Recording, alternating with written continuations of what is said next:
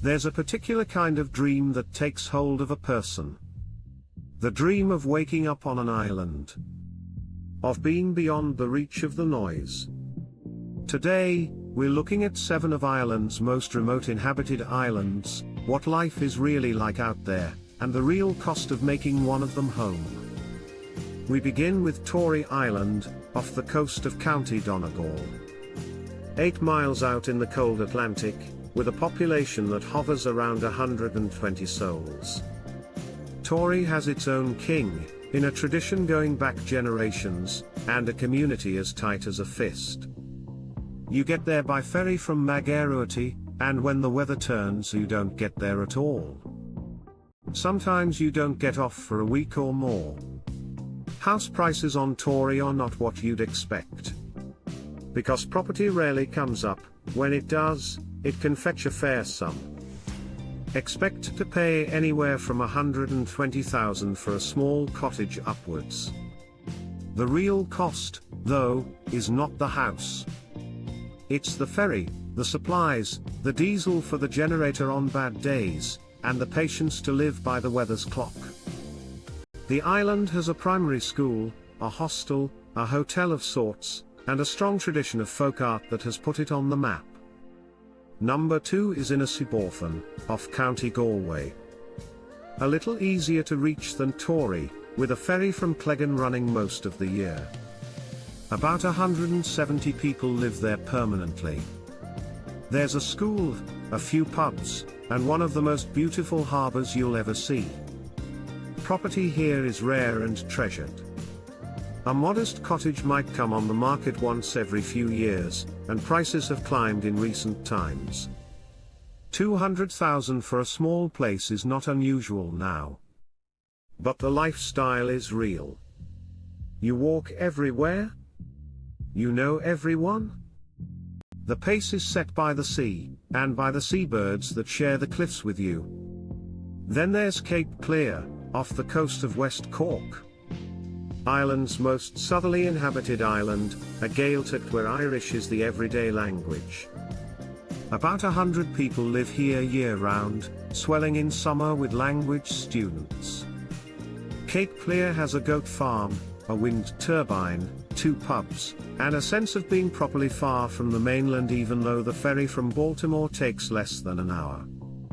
Houses, when they come up, range from around 100,000 for a basic cottage to 200,000 or more for something habitable with a view of the harbour. Number 4 is Inishturk, off the coast of County Mayo. Only about 50 people call this island home, and the community has been working hard to attract new families. There's a scheme that offers grants for people willing to move there and stay. The walks are wild, the cliffs are dramatic, and the silence at night is something you carry with you for the rest of your life. Property on Inishturk is genuinely affordable by Irish standards. You might find a place for under 100,000 if you're patient and lucky, though renovation costs will be higher because everything has to come by boat. Inishbiggle, off the coast of Achill in County Mayo, is one of the lesser known islands and one of the most affordable. The population is small, very small, just a handful of permanent residents. There's no pub, no shop, no school. You get there by a small ferry across a narrow strait, but the currents are treacherous and the crossing has claimed lives over the years. Houses are cheap, sometimes very cheap, but the trade-off is real. This is properly isolated living. Not for the faint-hearted, and not for anyone who needs the comfort of services close at hand. Number 6 takes us to Sherkin Island, also off West Cork, close to Baltimore. Sherkin is a little softer than some of the other islands.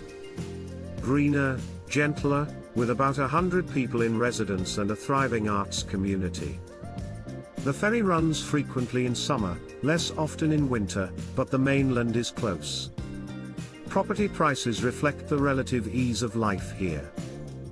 Expect to pay from 150,000 upwards for a modest cottage, more for anything with sea views. There's a marine research station, an art college, and a sense of welcome that has drawn artists and writers for decades. And finally, number 7, the Aran Islands. Specifically Inisheer, the smallest and least visited of the three. About 250 people live on Inisheer year-round.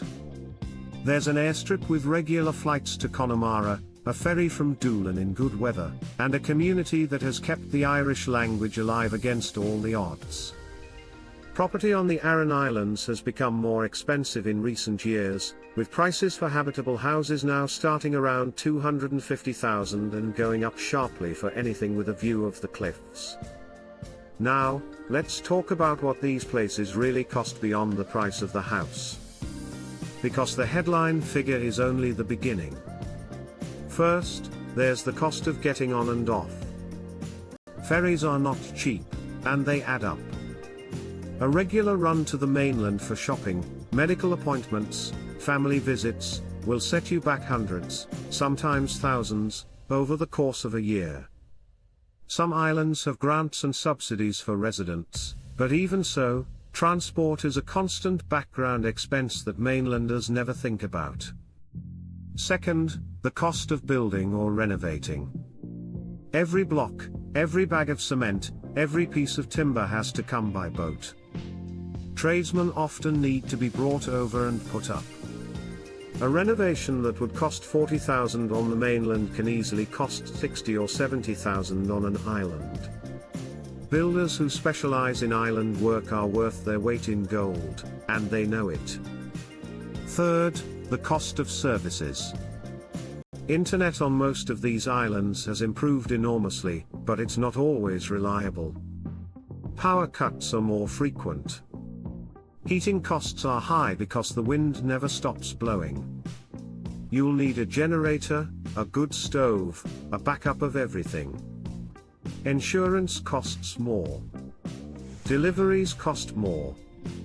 Even something as simple as ordering a fridge becomes a logistical exercise. Fourth, the cost of healthcare. Most of these islands have a nurse, but not a doctor. For anything serious, you need to be on the mainland. In an emergency, that means a helicopter, which the state provides, but the time delay can be frightening when minutes matter. Older residents, particularly, need to think hard about this. Many islanders move back to the mainland in their later years for exactly this reason. And fifth, the harder cost to measure. The cost of distance from family. Children growing up on an island often leave for secondary school and never quite come back. Grandchildren visit, but only when they can. Friends from the old life drift away because the journey is long. You become part of a smaller world, and there are things you give up to do it. Birthdays missed. Funerals attended by phone. The little daily kindnesses of being near the people who knew you when you were young. But here's the truth. For some people, all of that is a price worth paying. The freedom is real. The community is real. The clean air, the night skies, the sense of being beyond the reach of all the noise, that's real too. The people who thrive on the islands are usually those who go in with no romantic illusions. They know what they're getting, and they want it badly enough to make the trade. They are not running away from something so much as running towards a quieter way of being. If you've ever dreamed of an island life, go and visit first. Stay for a week, then stay for a month if you can. Go in winter, not just summer. Talk to the people who live there year-round. Listen to what they don't say as well as what they do. Watch how they look at the sea in the morning, to read the weather and the mood of the day. That look will tell you more about island life than any guidebook ever could. And ask yourself, honestly, whether you would still want it in February with the wind howling and the boat cancelled for 3 days running. Thanks for watching. If this video gave you something to dream about, or something to think twice about, hit that thumbs up.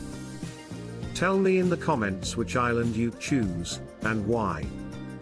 Subscribe for more honest takes on Irish living. Mind yourselves, and may you always make it home before the ferry sails.